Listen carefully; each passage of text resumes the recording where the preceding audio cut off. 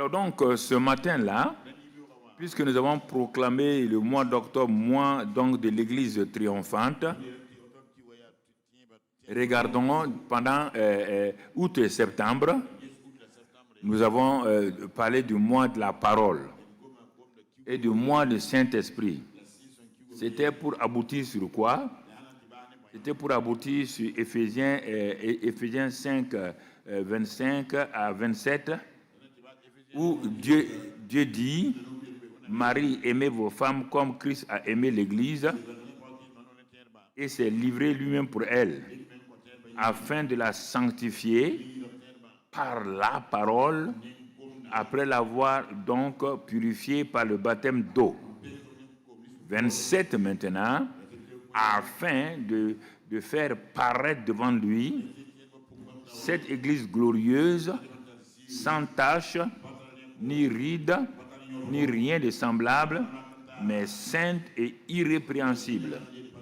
Vous voyez, pendant ces 2 mois-là, le mois de la parole et le mois du Saint-Esprit, c'était pour que l'Église soit une Église glorieuse et purifiée et tout, par la parole de Dieu, donc permettant au Saint-Esprit de le transformer et tout. Mais dans ce mois d'octobre, il y aura une combinaison. Parce qu'on n'a pas terminé tout ce qui concernait le Saint-Esprit. Mais on peut prêcher le Saint-Esprit n'importe quand, n'importe quand. Donc, on va sûrement avoir quelques combinaisons des dons spirituels. Comment on peut triompher? On peut triompher par les dons spirituels. Donc, c'est pourquoi j'ai réservé, au lieu de parler des dons spirituels aujourd'hui, ça fait partie du mois de septembre. Je vais les prendre par la grâce de Dieu dans le mois d'octobre là. Parce qu'on va arriver au combat. L'Église triomphe par des combats spirituels authentiques, pas par des cris d'un. Qu'est-ce qu'un combat spirituel? Tu vas comprendre ça, tout ça.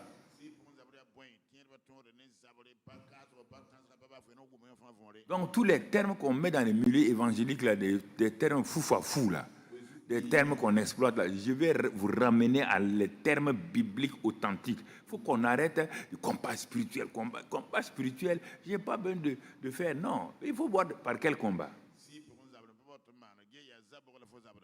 On dit qu'on ne combat pas par la chair et le sang. Et toi, tu es en train de combattre par la chair et le sang. Ça, c'est 2 Corinthiens 10. Donc, qu'est-ce que le combat spirituel? C'est différent de vouloir... Toi, tu veux combattre contre un sorcier. Le sorcier, il est chez lui. Il n'est pas chez toi. Et le démon est chez lui, dans son espace, dans le 2e ciel. Il est en train de tourner sûrement. Tu ne peux pas lutter contre lui comme ça. C'est par la parole et le Saint-Esprit, les 2 combinés, que tu peux mener un bon combat spirituel sans t'agiter. Je ne sais pas pourquoi les gens aiment s'agiter, ils deviennent des boxeurs spirituels. Tout le temps en train de boxer. Tout le temps en train de boxer. Comme un prédicateur américain qui est venu il y a plusieurs années, moi j'étais à Koudougou, il est venu ici à la mission Alpha. Et il est venu pour enseigner. Ils m'ont dit, les frères de la mission Alpha m'ont dit de venir pour parler avec lui. Je suis venu, j'ai assisté à un de ses enseignements. C'était un ancien boxeur.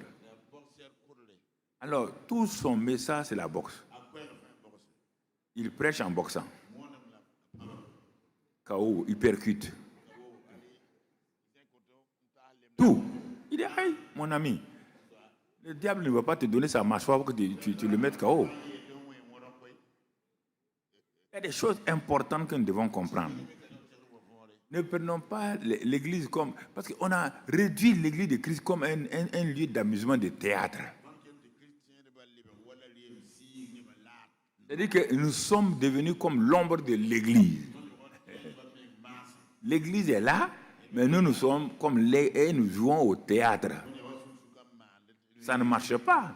Il faut prendre les mots exacts ici, les appliquer. Parce que le Saint-Esprit est tenu de réaliser les paroles. Jésus dit que le Saint-Esprit vient pour mes paroles, pas ce que vous voulez, c'est que nous voulons. Il te dit dans Jean 16, Jésus dit, le Saint-Esprit ne parlera pas de lui-même. Donc, il ne parlera pas de lui-même, il ne parlera que de moi. Il va me révéler. Donc, si vous ne mettez pas l'accent sur l'œuvre accomplie, l'œuvre achevée de Christ, le Saint-Esprit ne se met pas en mouvement.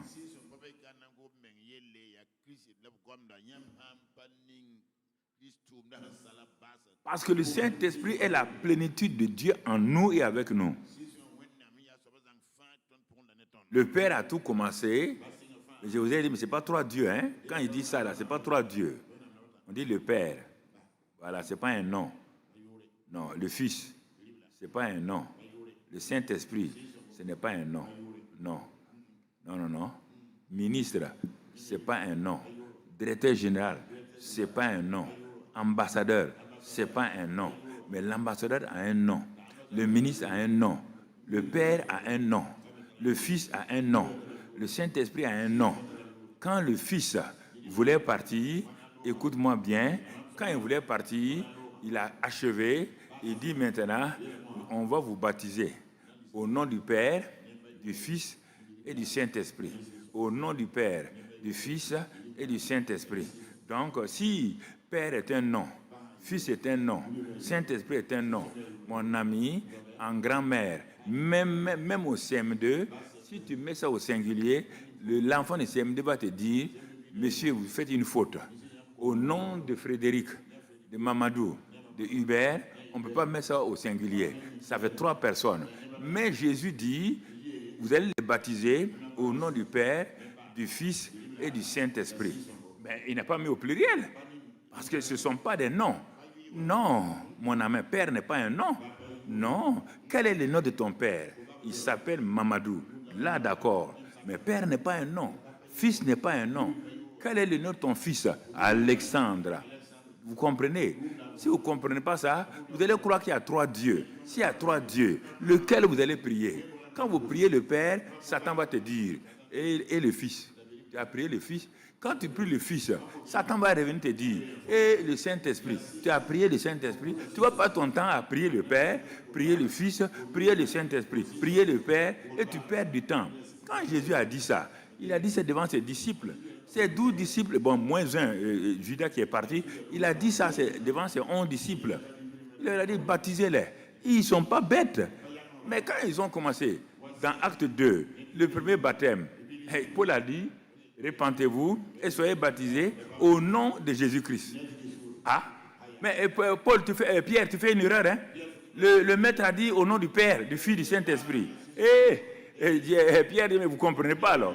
Dès que Christ est monté, il a été donc l'œuvre achevée de Christ là, c'est la plénitude. Maintenant, son nom, c'est Jésus le Sauveur. Christ est lié au Saint-Esprit. Il envoie le Saint-Esprit. Et le Saint-Esprit prend la plénitude de ce qu'est Dieu lui-même. Dieu est Père, Fils et Saint-Esprit. Mamadou Karambiri est Père, Fils et oncle. Mais il n'est pas 3 personnes. Il est une seule personne.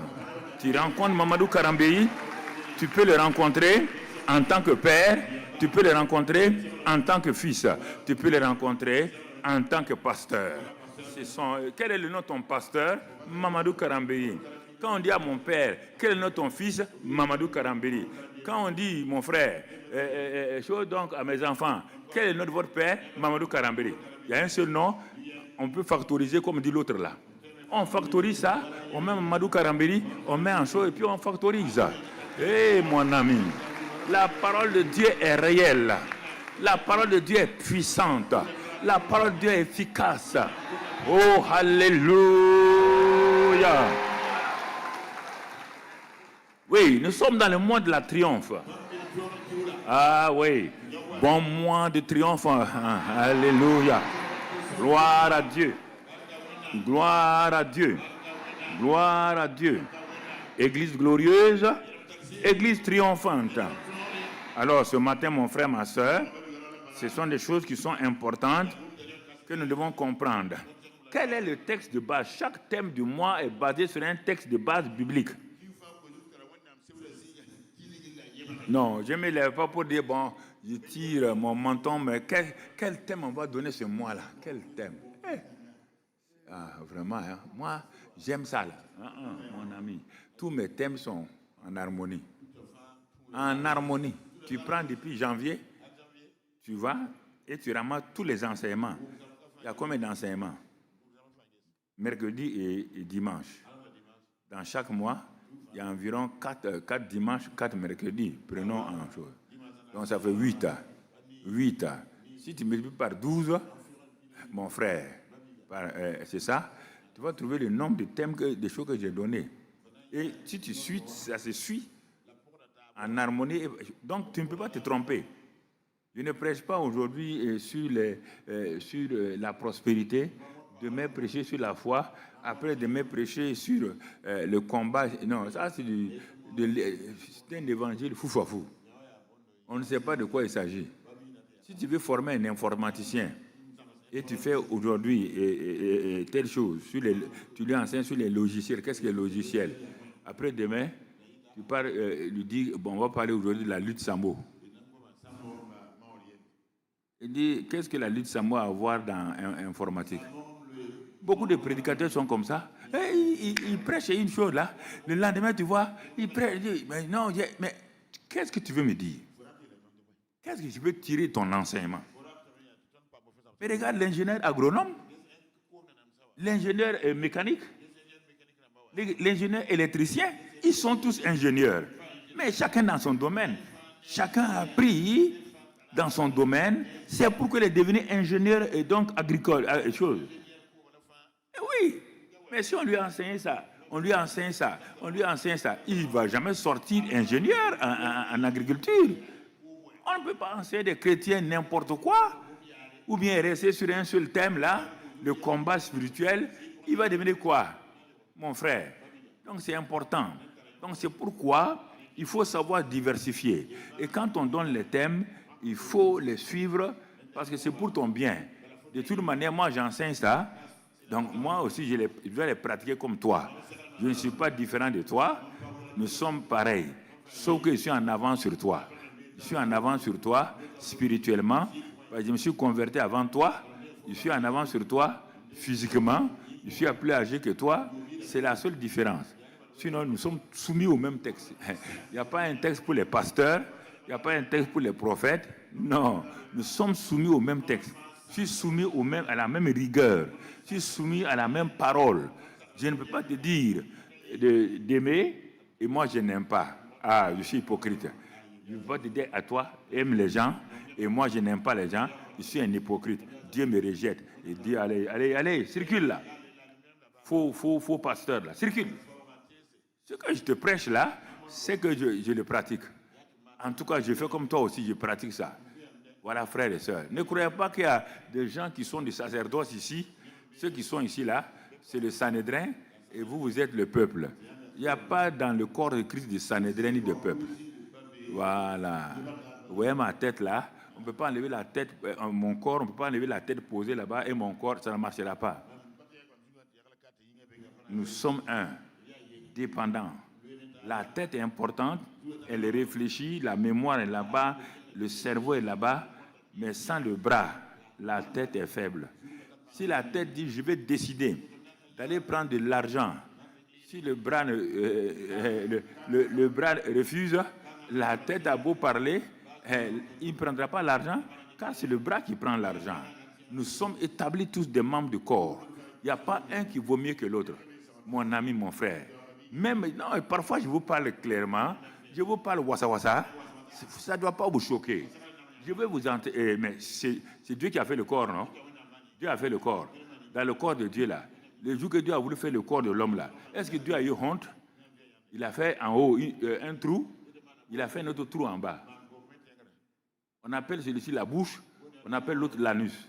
Mais quand on dit mot anus, toi, quand Dieu faisait ça, il faisait...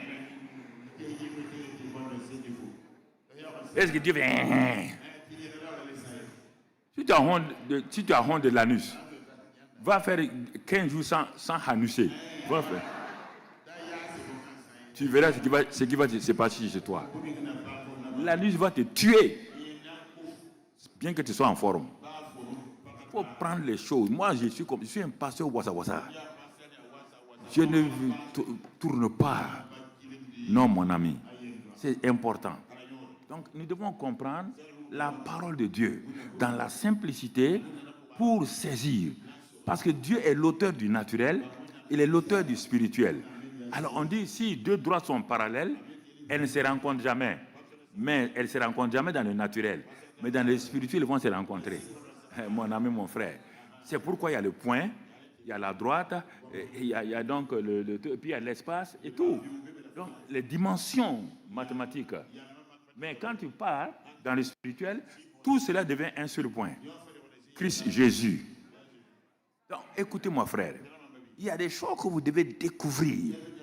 Quand il y a des secrets que vous découvrez dans la Bible, là, vous êtes tranquille. Personne ne peut vous agiter. Les gens n'ont qu'à parler. Les gens n'ont qu'à insulter. Tu marches seulement. Tu marches et tu dis ce que Dieu dit de dire.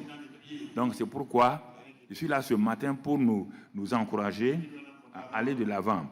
L'Église triomphante. 2 Corinthiens 2,14, c'est le texte de base sur lequel nous sommes partis. 2 Corinthiens 2,14, nous sommes dans l'introduction ce matin. C'est tout juste, on va placer les choses. Je dis grâce, oui, c'est ça.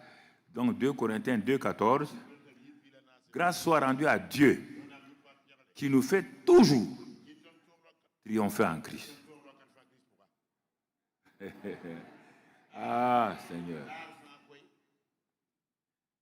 Homme de Dieu, partout où tu vas, tu dois... bon, après, tu extrais le verset, bon, c'est ça. Homme de Dieu, regarde bien. Femme de Dieu, regarde bien. Partout, maman, papa, travailleur, partout où tu vas, si tu retiens ce passage-là une fois pour toutes, si tu en fais ta proclamation, tu n'as pas besoin tout le temps d'aller prier, jeûner, parce que tu n'as pas pris, tu n'as pas accepté ce que Dieu dit. C'est-à-dire que tu veux obliger Dieu à faire ce que tu es, ce que tu as, ce que tu peux faire déjà.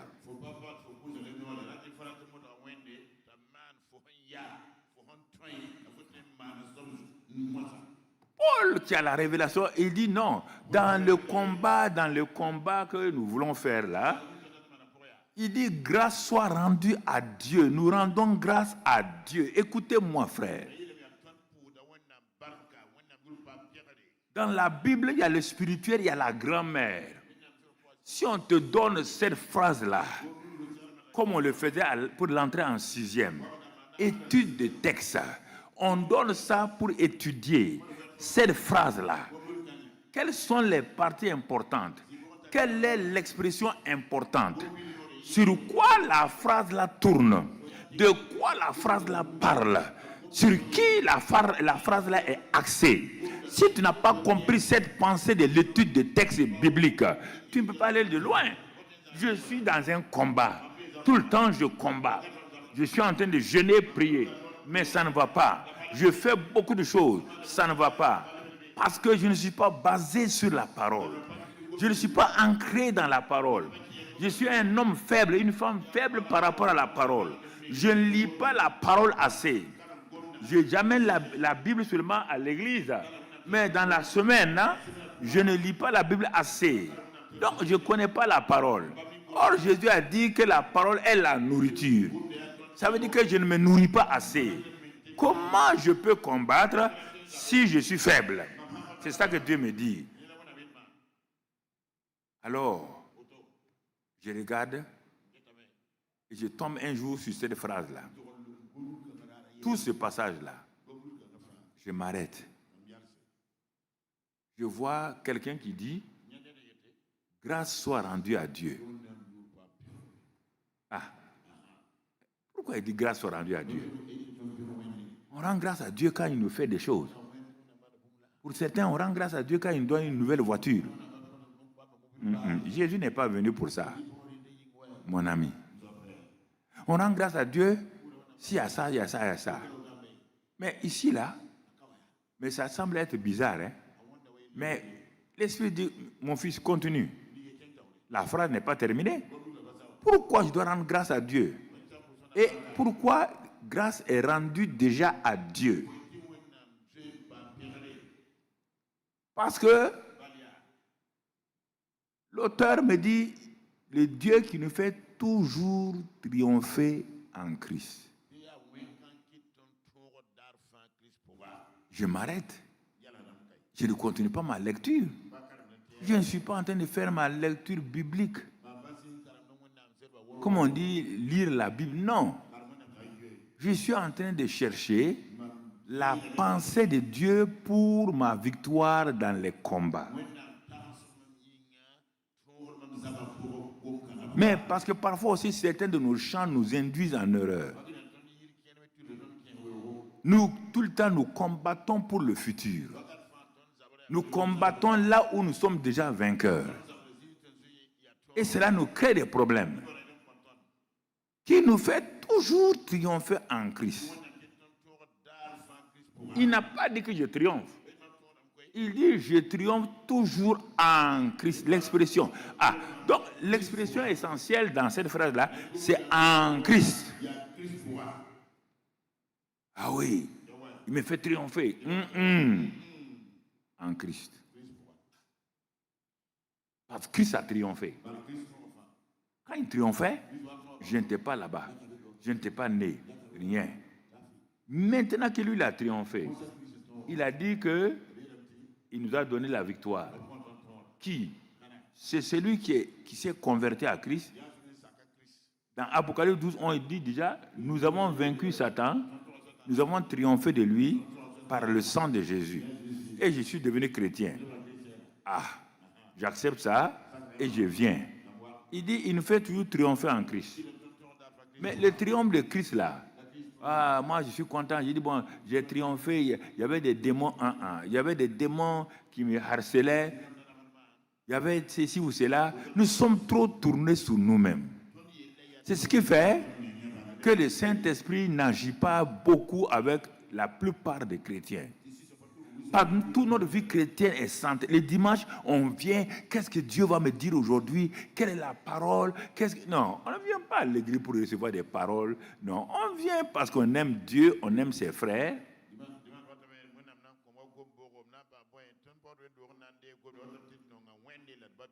Je ne suis pas venu chercher quelque chose avec Dieu. Je suis venu le louer, l'adorer avec mes frères et mes sœurs. Ensuite, écouter sa parole pour savoir qu'est-ce qu'il veut, où il veut me conduire aujourd'hui. Mais il y a des jours où je dois prier. Donc, au séance de prière, là, je viens, on présente nos besoins à Dieu et on demande à Dieu de faire ça. Là, mais aujourd'hui, là, je viens pour adorer, louer Dieu et puis écouter ce qu'il veut me dire pour la semaine, la nourriture qu'il veut me donner pour la semaine.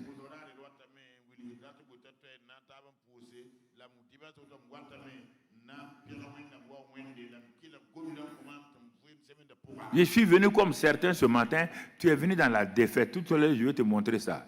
Tu es venu dans la défaite. Tu ne sais pas quoi faire.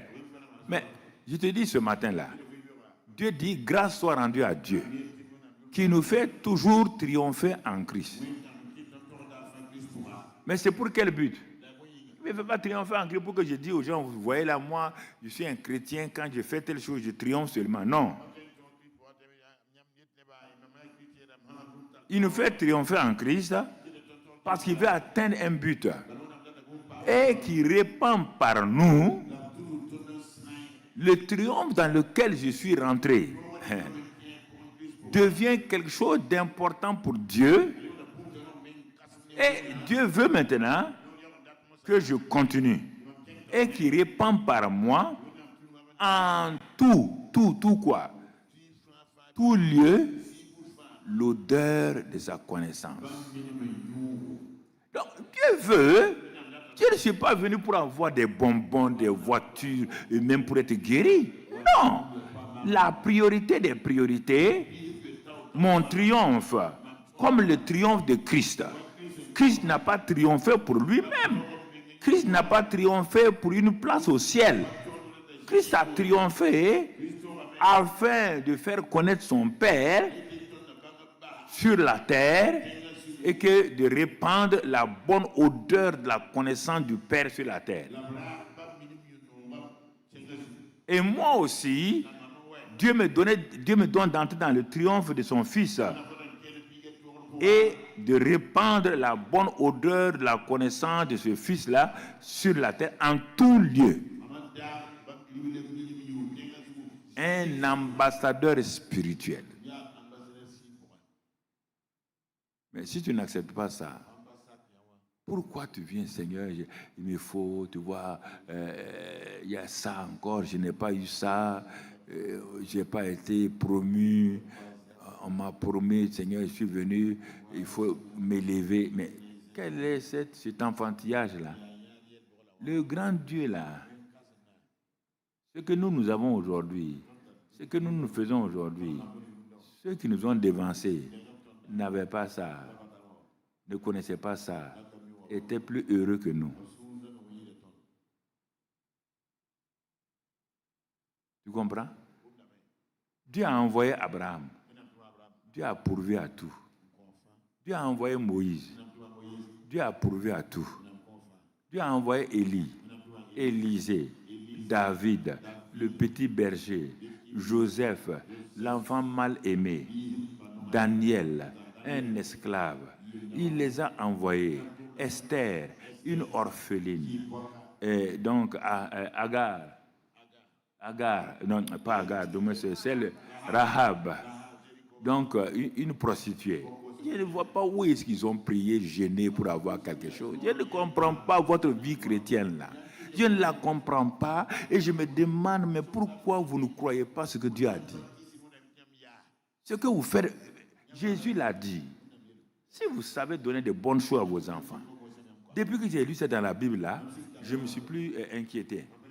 Il dit, mais quand ton enfant vient te demander du pain, tu n'as jamais pris un caillou le donner.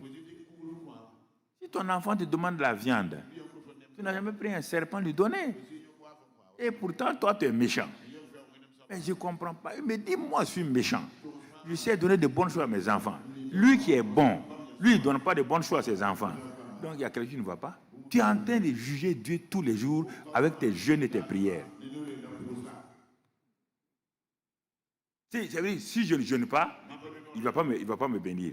La bénédiction, nous sommes des Éphésiens 1:3. Nous sommes déjà bénis de toute bénédiction dans les lieux célestes en Christ. Pas de jeûne, pas de prière. Rien. Je suis déjà béni. Je suis déjà béni en Christ de toutes les bénédictions. Je prie, je jeûne, ouais. Mais ce n'est pas pour gagner quelque chose. Ça, c'est pour développer ma communion avec Dieu. Si je pêche, je suis devenu faible. Je m'en vais dans le jeûne devant Dieu. Ah, papa, je viens me repentir. Ah, ma relation avec toi a beaucoup de choses. Je me repens. On dit le jour de ton jeûne, sépare-toi des mauvaises choses. Fais du bien à ta servante. Donne à celui qui n'a pas à manger. Le jour de ton jeûne, pratique les bonnes choses. On n'a pas dit que le jour de ton jeûne, là, viens demander à Dieu ça. Non.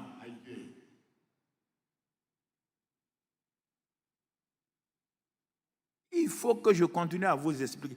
Il y a certains qui sont têtus, ils croient quand je parle que j'ai dit qu'on ne doit pas jeûner. Qui t'a dit ça? On te dit, on te demande, on te dit la bonne manière de jeûner. C'est ça que je te dis. Je ne t'ai pas dit de ne pas jeûner. Hein. Parce que tu es rentré dans le christianisme par la porte du jeûne. Donc tu ne comprends pas l'œuvre achevée de Christ. Le jour que tu es devenu chrétien là, tu n'es pas allé trouver une église qui était en train de jeûner et prier. Et ils ont prié pour toi, tu as été guéri. Dans ta tête, le christianisme, c'est jeûner et prier. Non! Tu n'es pas allé trouver une église. Ils étaient en train de parler de la prospérité. Et toi, tu n'as pas à manger, à boire. Ces jours-là, ils ont enseigné, ils ont prié. Tu as commencé à prospérer. Donc pour toi, le christianisme, c'est la prospérité.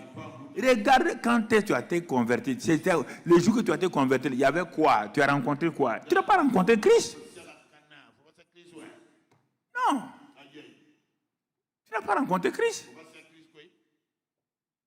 C'est pourquoi tu luttes.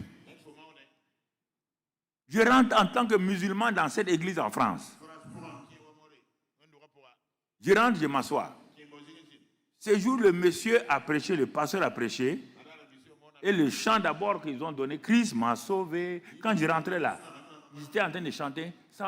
Je ne connaissais pas le chant. Hein. Mais du coup, aujourd'hui, c'est resté. Christ m'a sauvé, Christ m'a sauvé. Toute l'atmosphère était électrique. Quand je me suis assis, quand il a commencé à prêcher, il n'a pas parlé de guérison. Il n'a pas parlé de victoire. Il n'a pas parlé d'argent. Il n'a parlé de quoi? Il a parlé sur Christ. Il a montré comment la croix. Et donc, par la croix, il a vaincu. Il a pris nos péchés. Il a prêché uniquement sur l'œuvre accomplie de Christ. Et il appliquait ça sur la vie des gens. Moi, j'étais assis, il ne me regardait même pas. Moi, j'étais assis à gauche, il regardait les gens de droite. Mais les paroles là me pénétraient. Mais quand il a dit, à la fin, pour résumer, que qui veut recevoir, c'est Christ qu'il vient de présenter. Il ne m'a pas dit que qui veut être guéri. Il ne m'a pas dit qui veut être béni. Il ne m'a pas dit qui veut réussir à l'école. Non. Il m'a présenté Christ. C'est pourquoi je ne peux pas oublier ça. Mais toi, tu es rentré dans le christianisme comment? Par la délivrance. C'est pourquoi tu es tout le temps cherché la délivrance. La délivrance, ce n'est pas le christianisme. La guérison, ce n'est pas le christianisme. La prospérité, ce n'est pas le christianisme. Ou bien? Répondez-moi. C'est ça le christianisme? C'est ça qui va vous amener chez Dieu? Ah, ok. Tu as oublié que tu dois aller chez Dieu. Mais ne crois pas que parce que tu as dit à Dieu ça, tu vas aller. Nous sommes sauvés en espérance. Mais la fin, lorsque tu vas persévérer jusqu'à la fin, Paul dit nous sommes sauvés en espérance. Il dit je serre ma ceinture afin de ne pas être rejeté. J'ai fait de grandes choses, mais ce n'est pas l'assurance, ce n'est pas ça. Il dit qu'il serre, il rejette le péché. Il rejette les choses. Ah, mais toi, tu te flattes. Parce qu'on a dit l'œuvre accomplie de Christ. Oui, il a accompli son œuvre. C'est lui qui a accompli son œuvre. Il a accompli, il a dit tout est accompli. Et il te demande si tu veux recevoir cette œuvre-là. Toi, tu as dit tu reçois cette œuvre-là. Oui, je reçois ça, je suis sauvé. Il a dit, mon ami, tu es sauvé, tu veux aller à Koudougou. Tu es sur la route de Koudougou, tu n'es pas encore arrivé à Koudougou. Mais si tu arrives au rond-point, tu continues tout droit, tu vas aller à Bobo. C'est ça le salut. Tu es sauvé en espérance. Maintenant, tu continues de marcher. Et quand tu continues de marcher, Dieu va faire de toi un témoin.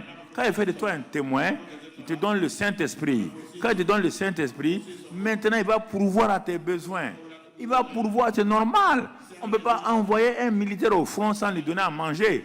On ne peut pas envoyer un ambassadeur sans lui garantir la nourriture. Jamais. Aucun pays ne peut envoyer un ambassadeur sans lui garantir la nourriture, sans lui garantir l'immunité.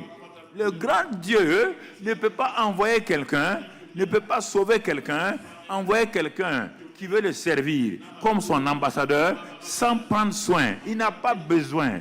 L'ambassadeur de Burkina en France, l'ambassadeur de Côte d'Ivoire, donc aux États-Unis, n'a pas besoin d'écrire à la fin du mois, chaque mois là, à Monsieur le Président. Excellent Monsieur le Président, n'oubliez pas de m'envoyer mon argent, hein, mon salaire et tout. On va le faire venir. On va le faire revenir à la maison. Alors, mais pourquoi vous vous agitez? Pourquoi vous croyez? Comment parce que les petits bambins, les petits prophètes là, ils ne sont même pas sauvés? Vous êtes derrière eux. Prophète, prophétise sur moi. Le gars qui a quitté le matin à la maison n'a même pas mangé. Il n'y a pas à manger. Il va prophétiser sur toi quoi? Il dit, je vois madame, que si tu fais tel projet là, tu vas avoir 5 millions. Mais tu oublies que si quelqu'un va voir le pasteur, le prophète, et le prophète dit qu'il va avoir 5 millions, n'oublie pas, Dieu a dit qu'on ne doit pas aller voir un homme de Dieu les mains vides. Pose ici, pose l'argent. Pose l'argent. On va prier. Il est en train de chercher son ansongo. Il est en train de chercher son gosse sur ton dos. Mais c'est ça le problème. 53 ans, je suis dans l'affaire. 53 ans, Dieu m'a attrapé par le col pour le mettre dans son œuvre. Je vais te parler, toi, tu es... Iborami, d'où viens-tu? C'est ça le problème. Quoi? Tu veux dire que tu connais mieux que moi? Tu as déjà dit à ton professeur de mathématiques à l'université que tu connais plus que lui? Pourquoi tu vas venir dire à moi? Je suis un professeur aussi. Ou bien, je suis professeur titulaire de chaire. Ou bien, toi, tu n'es même pas encore en première année de biochimie, tu veux parler. Assois-toi, écoute-moi. Et tu seras plus grand que moi un jour. C'est ça que tous les professeurs font. Le maître est là. Il t'enseigne IOA. Tu n'as jamais entendu. Un jour, tu deviens inspecteur, tu contrôles ce maître-là. Mais ce n'est pas mauvais. Mais c'est grâce à lui que tu es devenu ce que tu es aujourd'hui. Ce que je t'enseigne aujourd'hui, là, sois humble, écoute ça. Un jour, tu auras quand je serai dans mon âge aussi, toi, tu vas recevoir des révélations et tu vas venir me dire, papa, il y a ça. Hey, félicitations, Dieu t'a béni. C'est ça que je fais pour vous. Ce n'est pas pour autre chose. Je ne suis pas là pour autre chose. C'est pour que tu sois bien. Mais c'est ça, tout père veut que son enfant soit bien. Mon papa ne connaît même pas IOA. Il m'a mis à l'école. J'ai fait école missionnaire.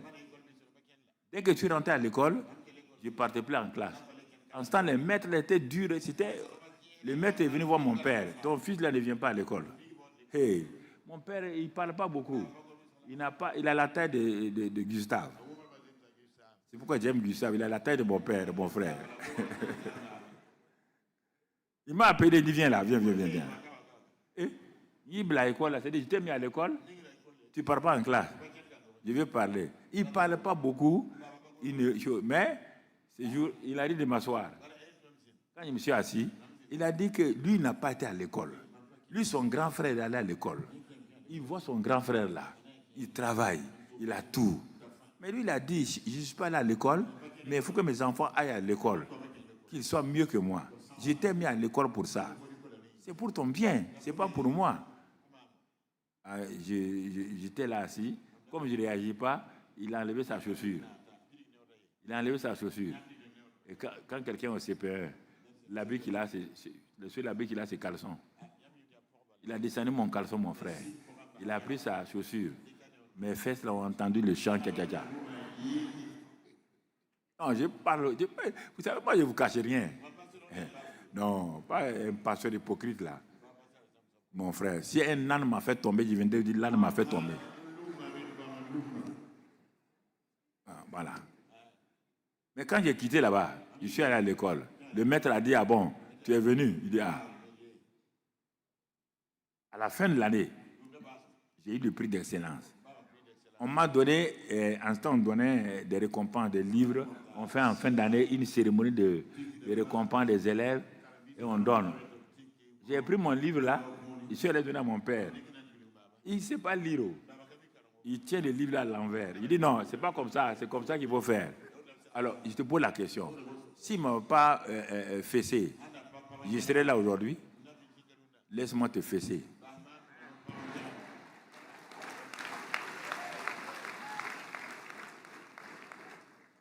Et laisse les mots là, il ne faut pas jouer à la chose. Fais-moi un cadeau, quand on parle de certains mots, certains jouent. Quand tu es à la maison, ce que tu dis là, c'est pire que ce que moi je dis. Voilà. Donc, ne sais pas de choses. Il y a des gens comme ça. Oui. Des hontes sans excuse. Donc, tu vois, tout ça, c'est dans le message. Un message est amplifié. Amplifié, ce n'est pas déformé. Non. L'amplification d'un message, c'est pour te permettre de saisir plusieurs aspects du message dans le naturel, dans le spirituel. Donc, on te dit, tu as vu notre phrase là, 2 Corinthiens 2,14, afin de répandre en tout lieu l'odeur de la bonne connaissance, dans la connaissance de Dieu. mon frère, ma soeur. Donc, ce mois-là qu'on a mis à part, c'est pour que nous exerçons notre triomphe et que nous puissions aussi donc, répandre donc, la bonne odeur de la connaissance de Christ.